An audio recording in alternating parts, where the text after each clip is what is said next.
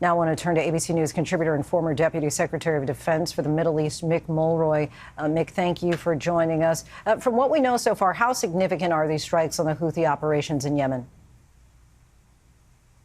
Linsey, first of all, this is a long time coming and needed to happen. There's only so long the United States should be out there deflecting attacks, not only against commercial shipping, but against our own naval assets. So this needed to happen. To your question, from initial reports, it looks like they not only went after the sites where they launched these Iranian-supplied weapons, they went after multiple, if not dozens, of storage facilities, which is exactly what we needed to do. We needed to degrade their ability to attack these ships, our ships, and these commercial ships because of all the reasons that Selena already pointed out, particularly how this does affect global economies around the world and the world's energy supply. So the United States formed a coalition around 20 countries called Prosperity Guardian to do just this. But when it came down to it, it was the U.S. and U.K. that used our substantial naval power to essentially degrade the Houthis' abilities to continue these operations. There's undoubtedly they will, but at least this will make it more difficult.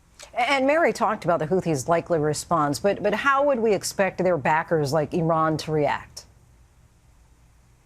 So Iran likely, I think, will continue pushing their proxies, which isn't just the Houthis. It's also Hezbollah, which has a substantial and probably the most significant of their proxies up in Lebanon, and Hamas, and the militias that constantly attack our bases, our facilities where our servicemen and women are in Syria and Iraq. So I expect to see these attacks continue, and I also expect to see the United States fighting back. And that's something that we have an absolute obligation to do. Our servicemen and women, including in the Red Sea, have a right to self-defense, and part of self-defense is a good offense. And I think this is something the United States has decided has to happen. We've done everything we can to deter this, but it obviously did not work, and the choice was up to Iran. So I do think Iran will likely amp up, through its proxies, of course, this clash between the United States and these significant groups, to include terrorist organizations. Essentially, since October, we've been talking about this concern that Israel's war in Gaza could spread beyond those borders. Do you see this as a possible triggering event?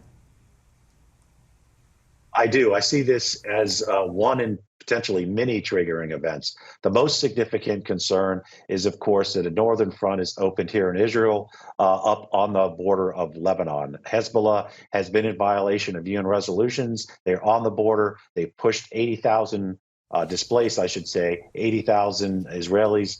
It's clear from all the discussions I've had from the top to the bottom of the IDF that they believe that war in Lebanon is inevitable. Essentially, they just have to refit and train their troops to be able to do that. That's something the United States doesn't want to happen. We don't want to see a regional conflict, but unfortunately, we're not the only ones making decisions in that space. I believe Iran is pushing Hezbollah to do that. I don't know if Hezbollah wants to have a war with Israel, but unfortunately, if they do not push themselves back or withdraw back beyond the UN designated line, that looks like it could happen. Just for the average American who's sitting at home watching this, how concerned should we be? Well, Lindsay, we should be concerned. The Middle East is obviously, we have key partners, including Israel out here, but also many of the countries out here, and they're all at risk. And it's not just a risk to themselves, which is important, but it's a risk to the international economy. So much of the world's commerce travels through these waters. So much of the world's energy supply comes from this region, up to 40%. It can have a massive effect on international economies, trade, and things that matters to all nations. So this is not just especially the conflict we're seeing play out tonight in Yemen, the Red Sea, the key straits like the Bab el-Mandeb and the Straits of Hormuz. This isn't just a U.S.-Iran issue. This is a global issue, and all countries should be concerned about this and push to be involved in the solution, which means the Houthis need to stop attacking commercial vessels. Mick Mulroy, thank you so much for your insight and time. Thank you. Hi, everyone. George Stephanopoulos here. Thanks for checking out the ABC News YouTube channel. If you'd like to get more videos, show highlights, and watch live event coverage, click on the right over here to subscribe to our channel. And don't forget to download the ABC News app for breaking news alerts. Thanks for watching.